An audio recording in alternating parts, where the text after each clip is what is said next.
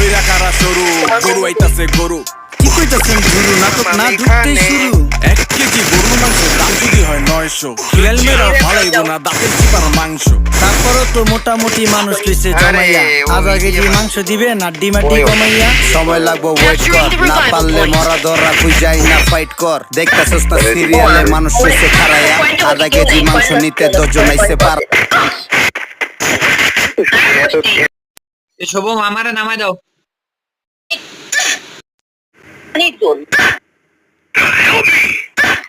আচ্ছা এটাও তো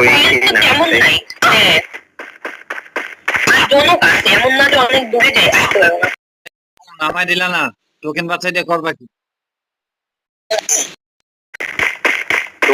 তাই না